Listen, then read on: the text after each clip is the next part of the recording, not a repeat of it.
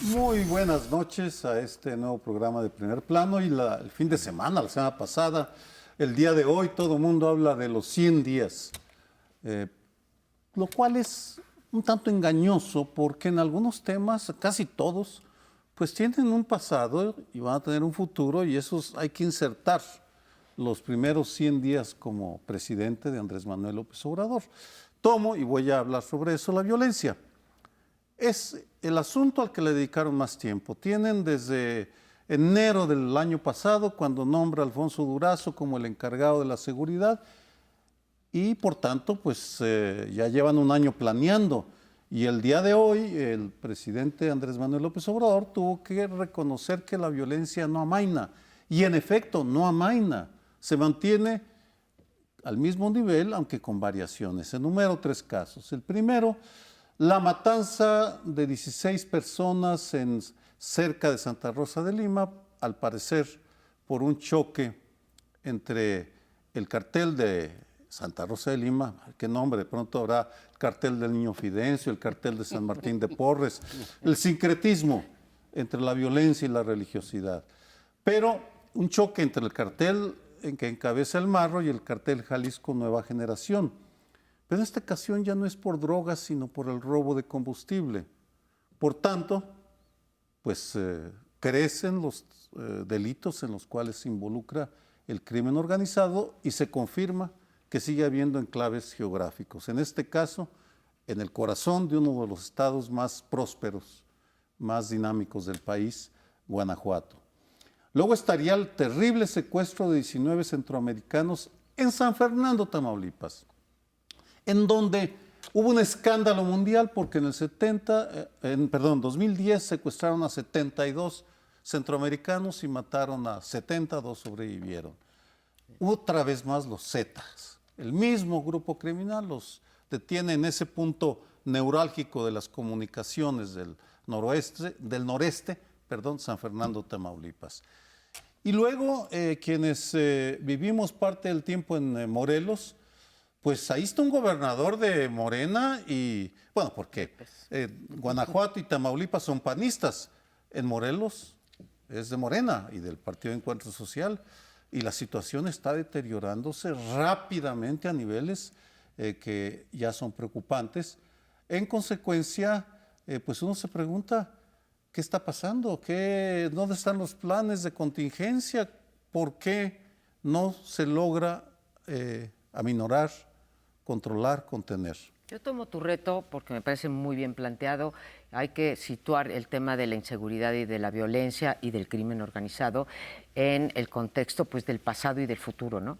Creo que nadie en su sano juicio podría decir que a 100 días de haber tomado posesión podríamos ver algún cambio sensible en los delitos de alto impacto, llámese homicidio, secuestro, robo en casa habitación, robo de vehículos, robo en transeúntes, en fin, todos estos que se miden continuamente y cuyas cifras varían, pero vaya, si agarras una de las series, en la mayor parte están o igual o incluso una pequeña tendencia al alza. Pero insisto, no creo que se le pueda cargar honestamente a la administración de López Obrador, porque esto viene del pasado.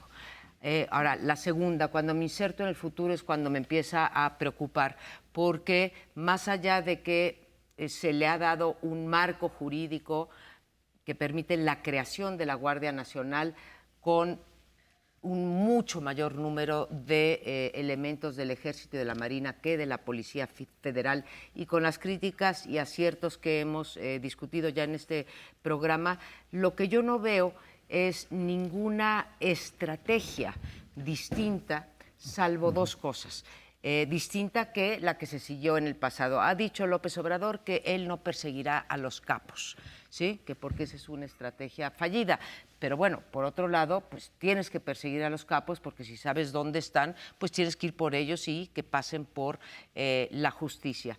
Y la otra, pues es esta visión un poco, ramplona, de que vamos a atacar las causas. No es ramplón decir que vayamos a atacar las causas de la de la violencia que muchas veces tienen que ver con la pobreza. Lo que es ramplón es pensar, como lo dijo hoy en su discurso, que el pueblo es bueno y que los huachicoleros, por ejemplo, para tomar un caso de actualidad, pues se vieron orillados a robar el combustible cuando al mismo tiempo en el discurso, y como lo acabas de decir también, pues ahí estaba involucrado, en el caso de Guanajuato, estaba involucrado el crimen organizado, ¿no? Entonces, la idea de que el pueblo bueno, cuando vea oportunidades, va a acabar el crimen organizado, creo que simplemente no se sostiene y nos deben una estrategia. Yo creo que la parte en donde tiene razón es hay que evitar que se den las condiciones para que las redes que utilizan los criminales se amplíen, ¿no?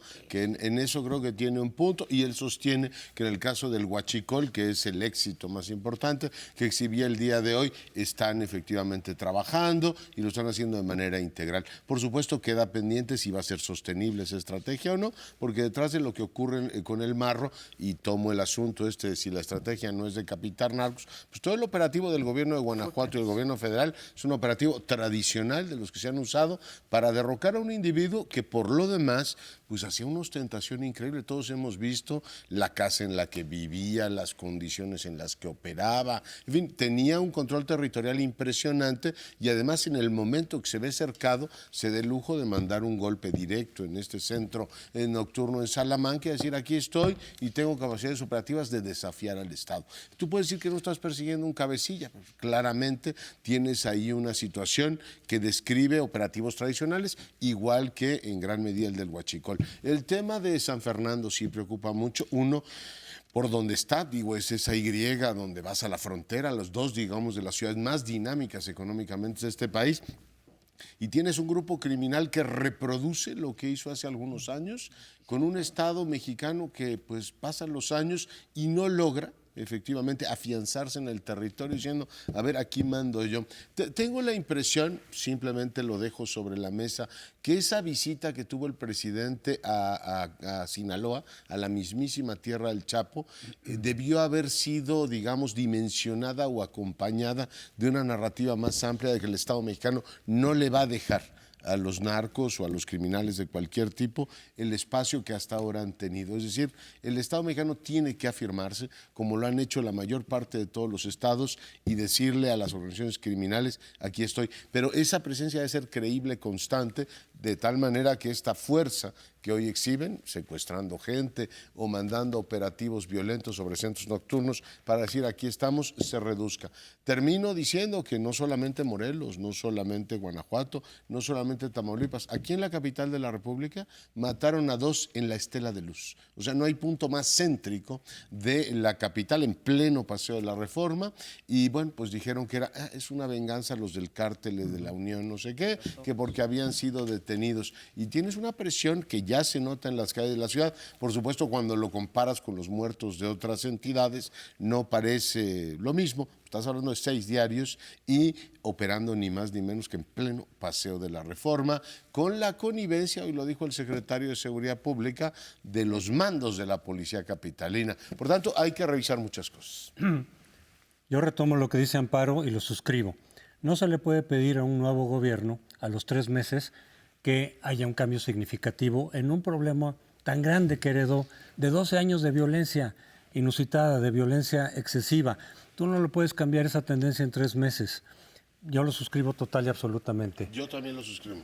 Sin embargo, ¿esto hasta dónde puede durar? ¿Hasta qué tiempo le puedes decir o puedes aceptar que esto es herencia de los gobiernos que vienen?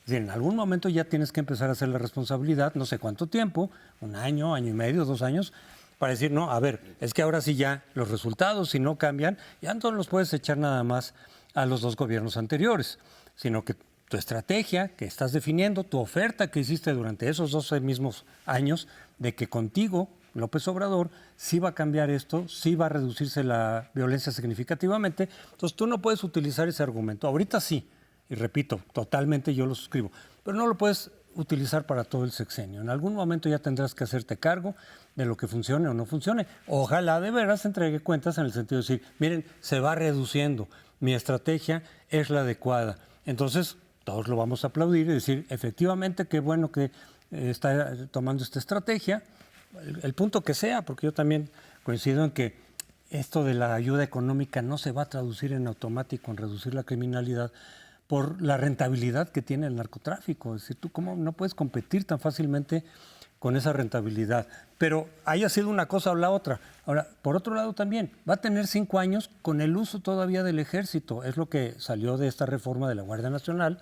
5 años, que básicamente podría ser la misma estrategia. Claro, bajo un marco legal que está bien que lo tenga, pero la estrategia igual y es la misma, y entonces saber por qué resultados distintos, ojalá que los haya. En ese sentido yo creo que sí tenemos que ir viendo, y termino con esto. Yo sí estoy de acuerdo también con López Obrador, en eso sí estoy de acuerdo, en que la estrategia de perseguir a los capos no ha servido. Incluso creo, y así lo hemos sostenido durante mucho tiempo, han sido contraproducentes. Porque se ha dicho, cuando empezó esta guerra con Calderón, básicamente, en finales de Fox, había algo así como 10 grandes cárteles. Y a lo largo de estos años se ha multiplicado en 200, 250, porque se van fragmentando, porque cuando tú tomas preso a un capo, entonces entre ellos empiezan los pleitos por ver quién lo va a heredar, o también los cárteles rivales empiezan a atacarlo en un momento de debilidad y se incrementa la violencia. Yo sí creo que la prioridad debe de ser, más que agarrar los capos, que en principio en términos de ley tendría que ser eso, es a ver cómo le hacemos para reducir la violencia que está afectando a los ciudadanos. Si esa no ha sido buena estrategia y se piensa cambiar por otra, yo estoy de acuerdo con eso. Estaba pensando que tal vez estamos ante una estrategia integral acotada o limitada. Y voy a dar rápidamente un par de ejemplos. El primero, el cartel de Tláhuac, detienen en la Ciudad de México al Alexis, que es el nuevo dirigente, ya lo liberaron, una jueza. En Guanajuato, presumen de que detienen a la operadora financiera, la que maneja el dinero, y a su esposo, un policía federal, ya los liberaron. Es decir, el gobierno de Andrés Manuel López Obrador está operando sin el apoyo del Poder Judicial, sin el poder municipal y a veces sin el poder, sin el gobierno estatal. Una estrategia limitada y por tanto condenada a tener efectos limitados, no integrales. Ese es el problema. Segundo, hablando de San Fernando, Tamaulipas. San Fernando es la puerta de acceso a la frontera chica tamaulipeca, que es uno de los lugares de acceso para el contrabando de todo tipo de productos de ida y vuelta. Es absolutamente inaceptable intelectual, política, éticamente, que en el Plan Nacional de Seguridad que presentara Alfonso Durazo no mencionen el papel que juega Estados Unidos en el tráfico de armas. ¿Cuál ha sido el operativo que ha lanzado este gobierno para frenar el tráfico de armas? ¿Qué protesta han presentado ante el gobierno de Donald Trump? No lo hacen porque el New York Times resumió cuál es la tesis expresada por un funcionario o dos funcionarios mexicanos. Lo que no queremos es hacer enojar al señor Trump. Bueno, su obligación es defendernos, ¿no? Consecuentar a ese señor, vamos, el que se encargue de su país. Me parece que por eso estamos ante una estrategia integral muy limitada, muy acotada, muy timorata. Y si siguen así, si no se lanzan con audacia a integrarla, no creo que vayan a ir erradicando en serio al crimen organizado. Ya cuando dices limitada, casi tiendo a pensar que no es integral, ¿no? Y creo que los argumentos que das es para decir que no es integral.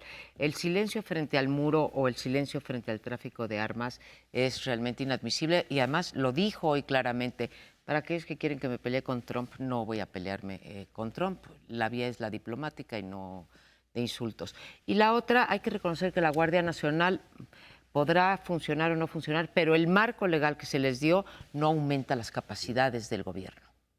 Es simplemente un marco legal. Y yo no hace falta, segundos. por supuesto me apunto a lo de Crespo, pues ¿cómo le vas a pedir 100 días a un presidente que tenga resultados? Y por supuesto quiero que tenga resultados. No puedo estar más de acuerdo contigo en las dos formulaciones, pero entre una cosa y la otra, lo que hemos visto hasta ahora sí se ve poco integrado y hace falta pues un esfuerzo mucho más fuerte en ese ámbito. Regresamos. El pueblo pone y el pueblo quita. ¿Cuántas veces hemos escuchado esta voz o esta frase en voz de López Obrador? Esa, junto con el pueblo bueno, es el que decide. Bueno, en este contexto tendríamos que decir que hoy en su discurso de los 100 días de gobierno o en su especie de informe volvió a tocar el punto de la revocación de mandato. Lo toca en el contexto de las medidas que ha tomado y en especial destaca él 3 iniciativas que se han pasado en su gobierno, que son la Guardia Nacional, que es la extinción de dominio y que son lo de la prisión preventiva para más delitos de los que actualmente teníamos. Y dice, pero nos faltan algunas cosas y menciona 3 o 4, pero una de ellas que adquiere un lugar muy especial es la revocación de mandato. La revocación de mandato es una forma de democracia directa que no tenemos, en donde el mandatario se somete a la mitad de su sexenio o al tercio de su sexenio, a los 3/4 de su sexenio, a las urnas para que la gente diga si quiere, el pueblo bueno diga si quiere o no que siga ese mandatario. Y Andrés Manuel López Obrador, Morena, están empeñados en que esa reforma que es constitucional y que requiere de 2/3 de las 2 cámaras sea realidad en México. Yo no sé si ustedes se acuerdan, pero es importante que en campaña él decía que lo haría a los 2 años. Ahora ha cambiado y dijo que a la mitad del sexenio, y esta tiene una explicación muy clara, ¿sí? A la mitad del sexenio hay elecciones intermedias y si el presidente se está sometiendo a la revocación de mandato, vamos a suponer que siguen sus altos niveles de aprobación, pues la figura del presidente, sea quien sea, atrae a mayor electorado, ¿sí? En las intermedias baja más de 10 puntos promedio la participación electoral, pero si está el presidente, 1, puede hacer campaña y 2, pues jala. Y esto, pues le damos más posibilidades al partido del presidente de tener una mayoría, de mantener o ampliar la mayoría en el Congreso. Por eso, las mejores prácticas, en la Comisión de Venecia, por ejemplo, recomiendan que nunca sea la revocación de mandato al mismo tiempo que las elecciones intermedias. Pero aquí hay una clara intención política más allá de someter el referéndum. Yo creo que esa es la intención, desde luego, jalar votos, como pasó en el propio 2018, el año pasado, jalas votos para los demás cargos. Habrán varios gobernadores, en donde Morena creo que tendrá una gran probabilidad de ganar, en donde los gobernadores son de oposición, y jalar votos. Y yo creo que ha dicho de alguna forma, a veces más directamente, que él busca tener las mayorías más amplias en el Congreso, y esa es una forma, desde luego, de jalar esos votos, a ver si puede conseguir las mayorías, ya no solo la mayoría absoluta que ya tiene, sino calificada con sus otros partidos aliados. Ya la tiene también por otras vías en la Cámara Baja, pero le falta en el Senado. Yo creo que esa es la intención. Ahora, hay un riesgo también para él, ¿por qué? Porque en una revocación de mandato es solamente votas a favor o en contra. Lo que hemos visto es que cuando hay otros candidatos, varios, también lo vimos el año pasado, el voto se fragmenta y decían, se fragmenta en favor del PRI. Bueno, cuando el PRI era puntero en las encuestas, sí, pero el año pasado la fragmentación del voto favorece al que está arriba, que en este caso era López Obrador, y decíamos, esa fragmentación del voto al que favorece es a López Obrador, al que va a favorecer. Pero cuando no hay fragmentación del voto, todos los que estén descontentos con López Obrador, todos los que se vayan desencantando, si es que los hay, a lo largo de estos 2 años y pico, pueden votar por la opción no.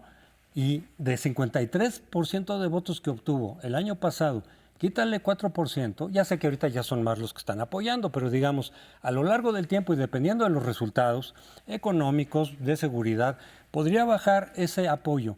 Si perdiera en términos de votos, de porcentaje de votos, del 53 que obtuvo ahora a 49, ¿qué va a hacer? Yo creo que él mismo va a calcular, aunque está insistiendo en que sí va a haber revocación de mandato, me imagino que él va a hacer sus cálculos a ver si se avienta o no se avienta, porque sí implicará un riesgo de decir, ¿qué tal que 49% vota por él, pero 51% no? Pues yo sigo, por supuesto, escuchando el planteamiento y me resulta desconcertante. Por supuesto, lo despersonalizaría y diría, a ver, es buena idea meter revocación de mandato cuando tú tienes un sistema en el cual el pueblo vota. El pueblo votó porque el presidente fuera 6 años. Eso dice la Constitución. Y el pueblo, ese mismo pueblo bueno al que se quiere invocar, ya dijo, queremos que López Obrador sea presidente por 6 años. Yo creo que esa parte digamos, de la partitura no tiene por qué alterarse, a menos que quieras generar, por un lado, esto que tú comentas, de que el presidente esté en la vuelta, que lo podría estar de todas maneras sin necesidad de meter el instrumento, como lo acaba de estar Trump en las intermedias de los Estados Unidos. Oye, estos políticos, bueno, pero también podría perder López Obrador. Tú tienes al presidente presente. Fox quiso mayoría presidencial. Vamos, desde 91 los presidentes están en la boleta en las intermedias. O sea que eso no necesariamente requiere una reforma constitucional. O sea, cualquiera de las situaciones en las que uno se ponga es una mala idea. Uno, que gane, pues en realidad es un ejercicio de vanidad política que abre la posibilidad inquietante de que se quiera reelegir. Si ya modifique esto, ¿por qué no me voy a reelegir en el próximo trienio? Yo creo que eso no es buena idea para nadie, y menos para él.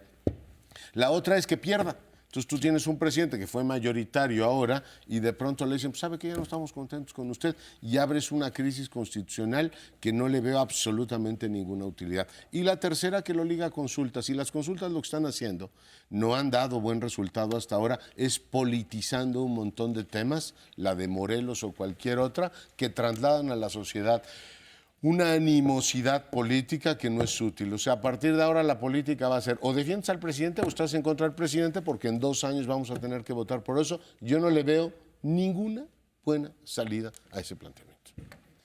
Ay, me recuerdan las discusiones de Bizancio, famosas. Más o menos. En las cuales se discutía de cuántos ángeles caben en el alfiler, En la en la cabeza de un del alfiler, o si tienen sexo los ángeles y los ¿Y en querubines. qué quedaron? Pues son bizantinas, no queda de nada. Pues, es decir, podemos seguir discutiendo ad eternum ventajas y desventajas, los cálculos de Andrés Manuel. Le encanta andar en campaña, bueno, ya tiene una razón para andar 3 años en campaña. Creo que con la información que hay ahora, bueno, a mí quisiera que durara 6 años y que le fuera muy bien, vamos, en casi todos los temas. Pero, pues, cuando uno revisa las cifras de los 30 millones que recibió, el 17 millones son cambiantes. No eran votos leales, solo eran 13 millones de votos leales. Y es tan difícil anticipar el humor ciudadano. En los medios que yo muevo, confieso que no son fifís, son de medios académicos, sector salud. Son fifís. ¿Son fifís? No, son fifís, son universidades. Yo estoy en una universidad pública.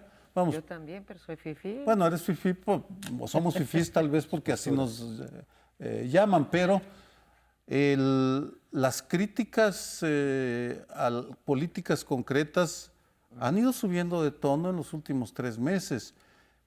¿Quiere decir algo eso? Lo ignoro, porque la historia de las ideas, la evolución de las ideas es absolutamente impredecible. Y en ese sentido, bueno, ya lo vamos a hacer, vamos a votar si se queda o no se queda, y lo tendremos que discutir, y habrá discusión encarnizada porque estarán buscando el auditorio a ver si estamos a favor o en contra de que se quede, lo cual me parece que desvía el análisis de las políticas públicas. Pero en fin, Bizancio. A mí me parece, agregaría, me parece muy buena tu propuesta de despersonalicemos, ¿sí? Ya sabemos que los legisladores, cuando son mayoría, legislan en un sentido, cuando son minoría, quieren una cosa muy distinta a lo que querían cuando eran mayoría. Por ejemplo, el dinero. Pero, como por ejemplo el dinero, sí, partir a la mitad los recursos que se le dan a los partidos, qué bueno que lo recuerdas, Leonardo. Pero no en los estados, ¿verdad? No, Eso en los también es estados bueno. se va completito. Pero tomo tu reto de despersonalizar. Creo que uno de los argumentos más fuertes que se han dado y concluyentes, hasta donde puede ser concluyente en la ciencia política o en el análisis político, es que las revocaciones de mandato, ya sea incluso para cargos menores, te llevan a la irresponsabilidad en el gobierno. Como tú te quieres, hay pocos presidentes que no quieran quedarse, ¿no?, a terminar su mandato, los debe de haber, pero hay pocos, entonces te lleva a llevar a cabo políticas muy populares, aunque tú sepas que no son sostenibles a largo plazo, ¿sí? Entonces, como tú quieres ser popular, quieres ser electo, pues, a ver, voy a bajar los impuestos, ¿sí? Voy a regalar dinero, en fin, una serie de políticas que pueden llevar a la quiebra del país. Segundo, pongo ese tema. Segundo, yo no creo que los presidentes hayan estado en la boleta tan abiertamente como estaría López Obrador en caso de revocación, siempre por abajo, ¿no? Pero vaya, Andrés Manuel López Obrador tiene tal legitimidad que, digo, no sé qué opinen ustedes, pero las mañaneras es una forma de promoverse todos los días. Hay gente que dice que va en contra del artículo 34. ¿Estuvo Salinas en la boleta o no? Pues bueno, estuvo, bueno, en el hubo una 97 legitimidad por estuvo ese Zedillo empeño. en la boleta o no. Bueno, todavía no teníamos la ¿En el 2003 estuvo Fox en la boleta o no? Pues ¿En el 2009 estuvo Felipe Calderón en la boleta o no? No como podría estar. ¿Y en el estar. 15 estuvo Peña Nieto o no? No como podría estar. Bueno, y tan no, bueno, todos estos que me dices, salvo Salinas, fueron perdiendo en las intermedias. Salinas y Peña ganaron mayorías. en las intermedias. Salinas Peña tuvo sí, mayoría en el último Congreso. pero Felipe Calderón y Fox perdieron y severamente, ¿no? O sea, los resultados no están predeterminados. Oye, que el pero presidente creo que esté es en la una boleta mala idea. no quiere decir que gane. Hay riesgo. Sí, que hay gane, riesgo. está. Ahora, te lleva a irresponsabilidad y a querer usar alguna. Ya ven, Bizancio otra vez. Sí, pero a final de cuentas, mira, a lo mejor es una discusión bizantina, pero a final de cuentas se tiene que tomar una decisión al respecto y sí puede tener consecuencias. Yo no soy tan partidario de la figura, ya despersonalizando, de la revocación del mandato en un régimen presidencial.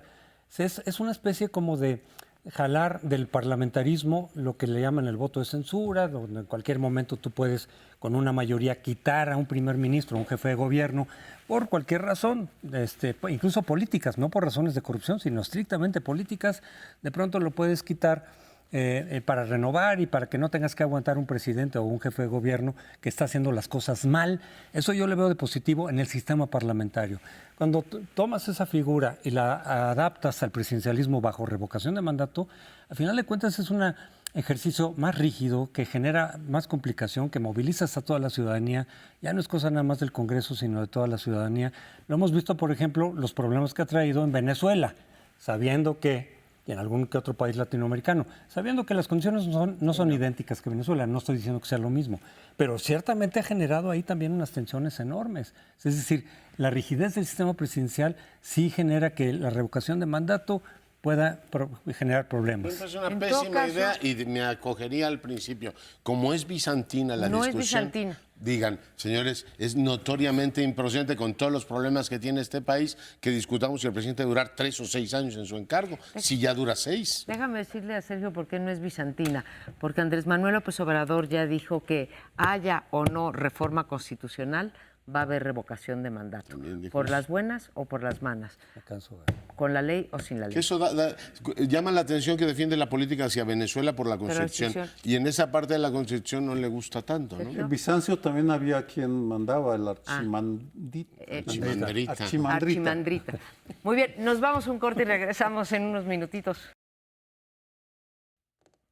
Quizá uno de los puntos y propuestas positivas, más positivas desde mi punto de vista, del proyecto de López Obrador son los programas sociales, por su intención de igualar las cosas, de abrir más oportunidades, de que gente que tiene necesidades fuertes pueda recibir algún tipo de ayuda del Estado, lo cual en términos económicos hay diferentes puntos de vista, pero muchos dicen, bueno, eso genera e incrementa, digamos, además de la igualdad social que puede suponer, es decir, apuntar un poquito más a esa igualdad, puede incrementar la posibilidad de gasto, de consumo, dinamizar la economía.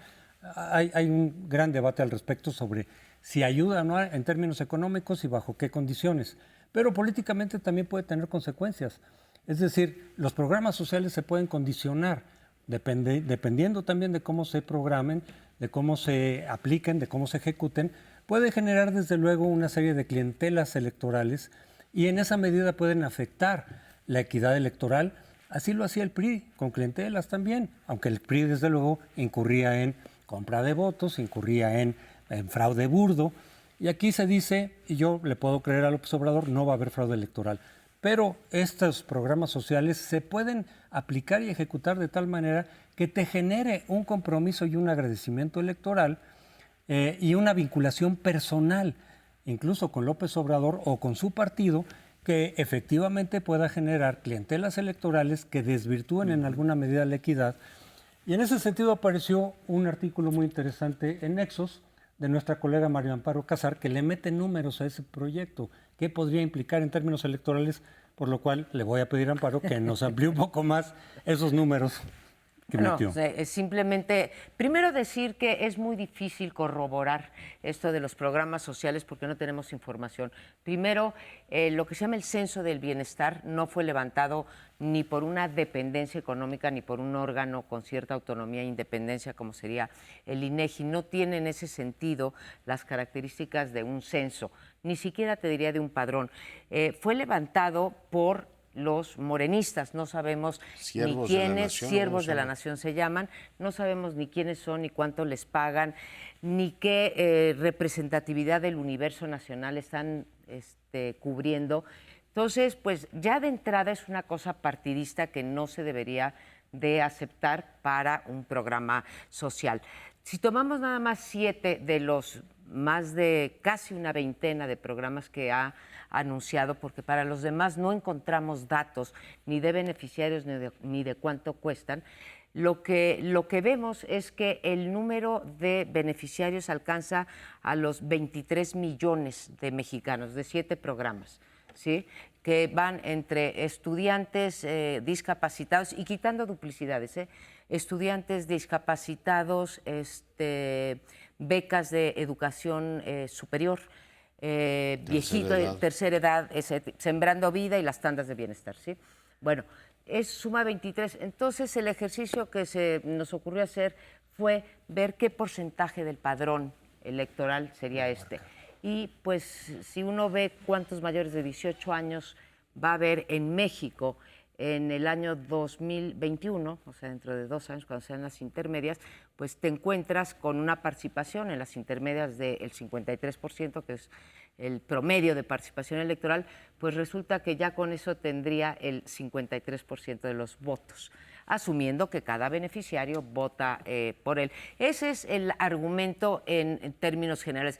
Yo quiero decir una cosa, a mí no me parece que una política social esté determinada por un conjunto de programas sociales. Una política social es una cosa que va mucho más allá de 10 programas o 15 programas sociales. Entonces habría que verlo de esa manera. Yo creo que es un espléndido artículo el tuyo y por supuesto detectas, digamos, la vocación justiciera del presidente, que la tiene. Es un hombre que está comprometido a usar el dinero público para tratar de reequilibrar o cohesionar la sociedad y ahí pues tiene un reconocimiento muy amplio, pero al mismo tiempo que es un empresario político de primer orden, ¿no? Se le está haciendo un cálculo, como lo hizo desde su Tabasco natal en el 88, lo hizo en el 94 y lo puso en práctica en la Ciudad de México y yo digo que sigue siendo el referente más importante del éxito del obradorismo. Cuando dicen el presidente va a tener éxito, pues vean la ciudad capital que gobernó, creó todos estos, digamos, políticas sociales hasta la fecha. Buendía lo tiene perfecto, Jorge Buendía lo tiene perfectamente registrado. La gente adora al ex jefe de gobierno, López Obrador, porque dice, él nos vino y nos dio dinero.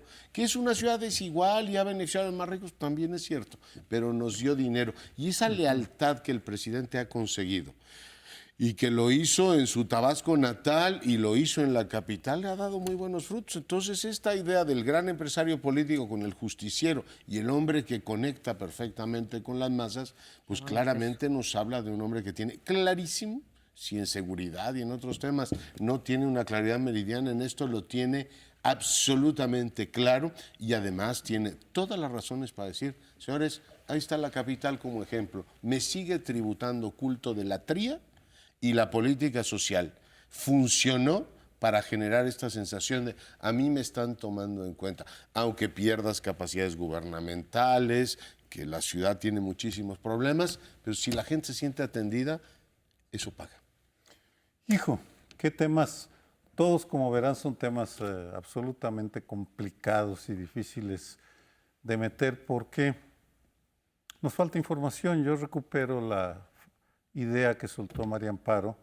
Necesitamos más información e información confiable, verificable, que nos permita saber del universo de 23 millones de beneficiarios, qué significa, de dónde salieron, quién los registró, para extender el ejemplo, esos 23 millones, de esos 23 millones, ¿a cuántos se les va a dar el dinero a través del banco de Bansefi y a cuántos a través de Banco Azteca? ¿Por qué se eligió Banco Azteca para repartir el dinero en todo el país?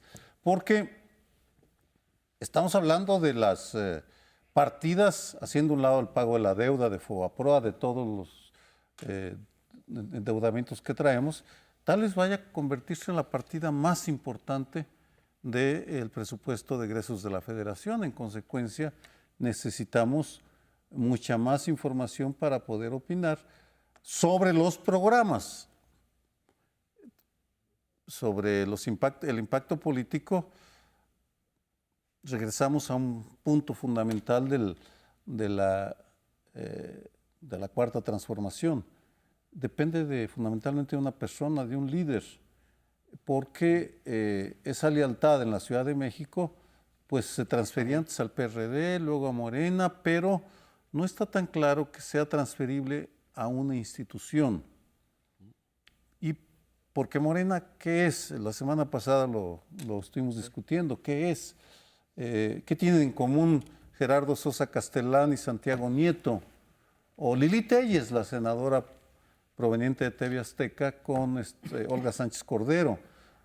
Estamos ante un ente amorfo, una suma, un muégano de agregados que se han ido sumando así al aventón y que varía de estado a estado y que tienen como único referente, como única figura hasta ahora. Hablo del Ejecutivo, sí, fundamentalmente, no del Legislativo, a un político que está entrando en una etapa de la vida pues complicada porque le da. Yo retomo la idea tuya, Leonardo, de que el efecto político de los programas sociales ya lo vimos en la capital y fue muy exitoso. ¿Por qué no habríamos de esperar que fue más o menos el mismo esquema a nivel nacional, ya desde la presidencia, con tantos recursos? Podemos ver que efectivamente puede tener ese efecto electoral que ha hecho que la izquierda, desde que llegó aquí en 97, primero bajo PRD, ahora seguramente bajo Morena lo seguiremos viendo, se convirtió en un partido hegemónico, básicamente. No solo por esa razón, no quiero decir, pero le ayudó desde luego. Y aquí solo quisiera yo agregar en términos de las políticas sociales, algo que se ha discutido también en las últimas semanas. El quitar programas sociales como lo de las guarderías, aunque después le vayas a dar dinero directamente a las personas. También el Seguro Popular, aunque lo vayas a sustituir por otra cosa, creo que tiene intención electoral, es decir, quitas de alguna manera instituciones y programas que ya están y no están identificados con él porque ya están. Paradójicamente, claro, la derecha, digamos, fue que metió algunos de estos programas que serían propios de una izquierda progresista para ayudar a mamás que tienen que trabajar, de pocos recursos, y lo del Seguro Popular, que con todas las deficiencias, pues de alguna manera ha ayudado a brindar algún tipo de ayuda en ese sentido. Lo quitas, me dicen algunos colegas del CIDE que trabajan en eso en particular, dice, el Seguro Popular quitándolo, aunque lo sustituyas, digamos, va a generar más pobreza en lugar de menos. Si se trata de que haya menos pobreza, por eso los medios para obtener los objetivos siguen siendo muy importantes. Y yo creo que tiene una intencionalidad electoral esto para decir, estos programas ya no se les identifican ni con Morena ni conmigo.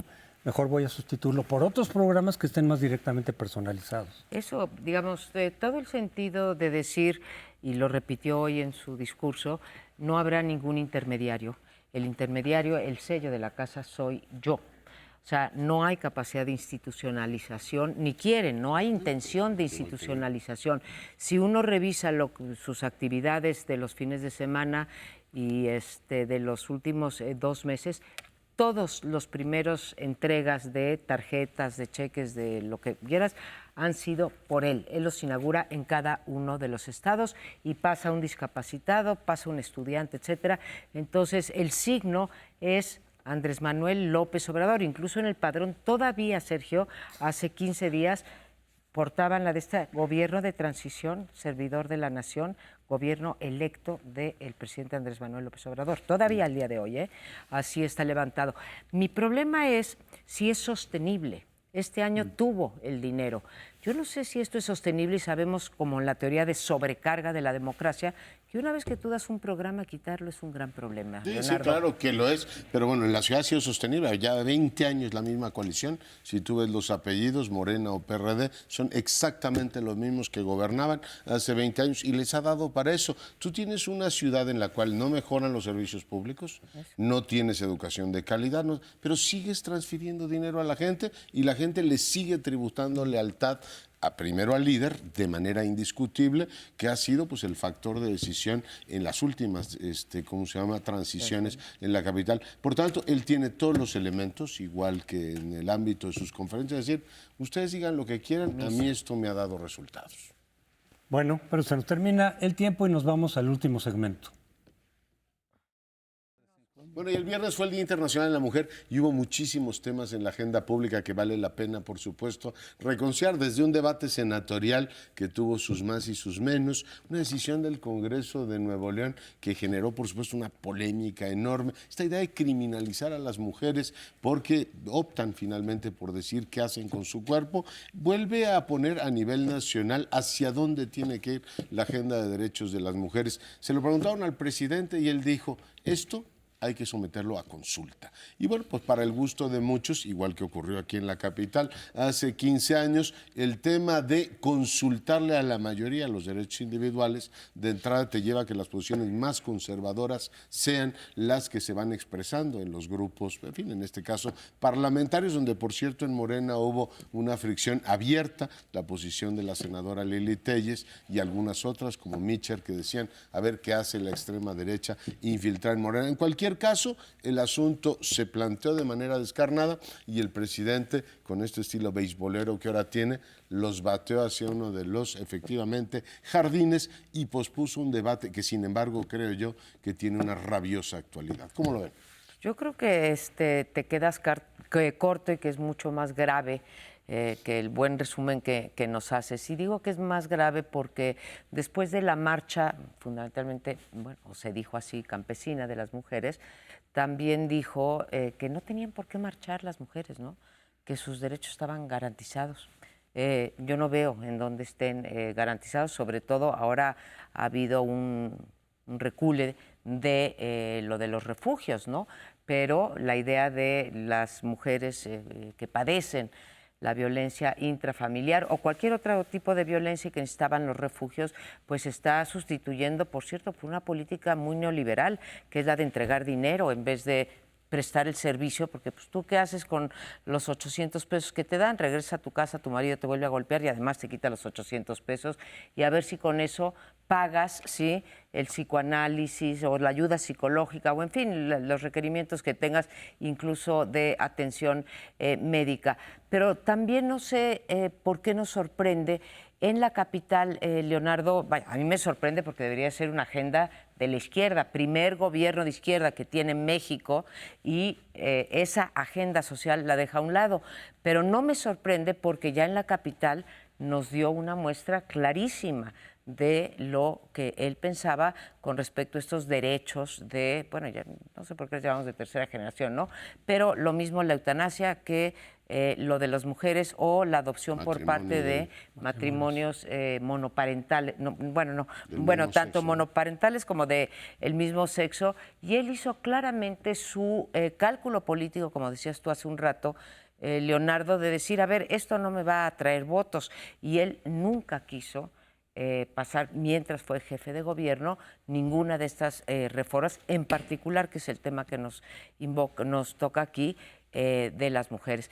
Las mujeres tenemos el derecho a decidir por el motivo que queramos sobre nuestro cuerpo, en particular sobre si queremos interrumpir o no el embarazo. Pues sí, pero en el discurso en Palacio Nacional del Día Internacional de la Mujer dijo algunas cosas más relacionadas con el hecho de que los ciudadanos se organicen. Menciono dos que son fundamentales para entender la manera como las creencias profundas del presidente. Él criticó, acusó abiertamente a los organismos de la sociedad civil, de mujeres, feministas y de derechos humanos por haber ayudado al autoritarismo a mantenerse al haberse quedado con causas acotadas. Es decir,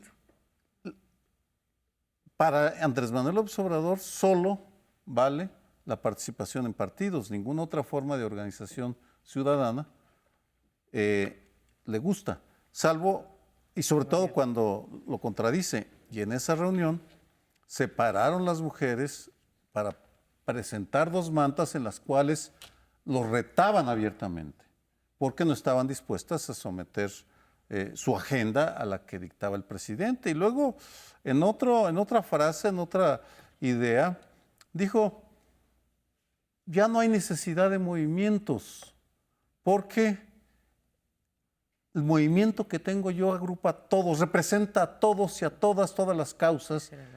Vamos, es una idea inquietante. Nada fuera de Morena, nada, ninguna organización independiente, salvo por supuesto si son empresarios del Consejo Coordinador Empresarial, en cuyo caso sí buscas el apoyo. Son ideas inquietantes, porque quiere decir que todo el movimiento, los movimientos ciudadanos con su enorme pluralidad, Diversidad. y su diversidad, y por supuesto que hay ahí algunos corruptos y oportunistas, pero también hay profesionales y auténticos, pues los borra de un plumazo y dice, aquí solo impera lo que hizo mi partido, lo que hice yo, y ya no necesitamos de ustedes porque ya estamos nosotros. Y además, el derecho individual se va a consulta. Más conservador, difícilmente. Sí. Yo creo que efectivamente hay mucho conservadurismo a la hora de tocar estos temas. Lo ha habido siempre, desde que gobernó aquí en la capital, y en ese tema más bien él no avanzó esa agenda. La avanzó después Marcelo Ebrard, pero no López Obrador.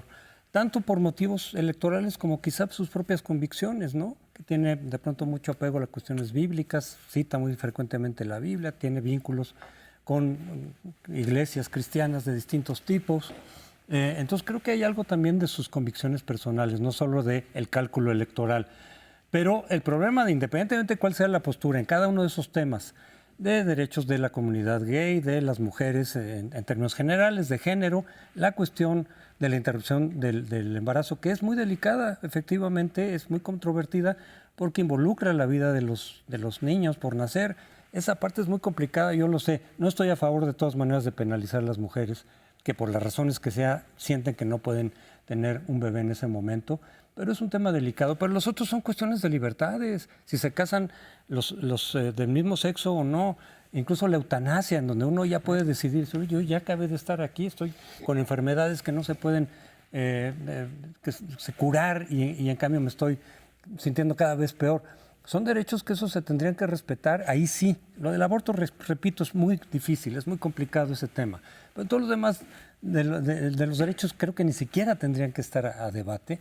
Y aquí el punto que es preocupante es someter a consulta derechos individuales, derechos de minorías. En una democracia se considera que una vez que se ha reconocido esos derechos, y ya están muchos de esos en la Constitución, si esos no se someten a consulta, incluso la regulación de las consultas que hay hoy por hoy, dicen claramente que esos derechos individuales de las minorías no pueden ser sujetos a consulta, porque entonces lo estás convirtiendo en una democracia en la democracia liberal es fundamental la protección de los derechos de las minorías. No solamente es la parte de votación mayoritaria. Si tú sometes eso a las mayorías, caes en lo que le llaman, o que se puede llamar dictadura de la mayoría, que no es tampoco una democracia liberal. No, eso, yo creo que es la antítesis, ¿no? Garantizar los derechos de una persona no debería estar sometido a consulta, y me sorprende que el presidente tenga palabras mucho más duras para un periódico que lo critica que para el Congreso de Nuevo León. O sea, no puedo entender efectivamente que la agenda de la izquierda no contemple eso. Entiendo que hay cálculo político, decía Sergio con todas las letras, lo que por ejemplo el padre Concha no se atrevió a escribir. Leía su artículo en La Jornada y dice, bueno, el presidente tiene que tener en cuenta que si hay organizaciones regiones que tienen ciertas tendencias, pero otras no. No, que se atreven a defender la capacidad de la sociedad civil independientemente de las simpatías que tienen. Va a decir, yo defiendo derechos humanos, defiendo derechos de las mujeres, defiendo ecología y todos tenemos derecho a organizarnos como queramos y que no nos etiqueten porque estos son más o menos fifís o más o menos simpáticos. O sea, yo creo que la capacidad, la garantía de una sociedad libre es poderse organizar como quiera. Y la segunda, pedirle a un presidente de izquierda que los derechos de las mujeres se deben garantizar no solamente creando un gabinete paritario, que está muy bien que lo haga, sino reconociendo el derecho de todas las mujeres a decidir sobre su cuerpo. Y la segunda, desarrollar una mínima empatía, eso me ha sorprendido mucho con las mujeres golpeadas. Tú, una mujer que la golpea, cuyo marido la golpea, no le puedes plantear dinero, es una impertinencia. Y la segunda es que las atienda a Gobernación. Aquí se ha acreditado cómo las víctimas llegan efectivamente desde los desaparecidos, o sea, las familias de los desaparecidos hasta quien puede imaginar, y no encuentran en el Estado receptividad. Pensar que porque llegó la 4T ya tienes un Estado mexicano que funciona con calor para atender a esas mujeres y que solo es un problema de dinero, es una ausencia de empatía, pero particularmente que en el centro de su grupo no le hagan ver, presidente, es usted muy popular, es usted muy querido, es usted el amo de este país, pero tiene que desarrollar empatía hacia la causa de las mujeres. Y hablando de que en efecto es el gabinete más paritario que hemos tenido en términos de género y probablemente también, no he checado los números, pero también el Congreso, y que no haya habido en todo el gabinete ninguna mujer que se haya pronunciado, digamos, o haya condenado o haya criticado estas palabras de López Obrador, es realmente sorprendente. Sí, hay muchos compañeros y compañeras del movimiento por los derechos humanos que se inhiben frente a López Obrador. Por eso la postura de un buen número de mujeres el viernes pasado me pareció tan valiente y oportuna. Una vez más están a la vanguardia. Sí, señor. Nos vamos. Muchísimas gracias por su compañía. Nos vemos aquí la semana próxima en El Primer Plano. Sí.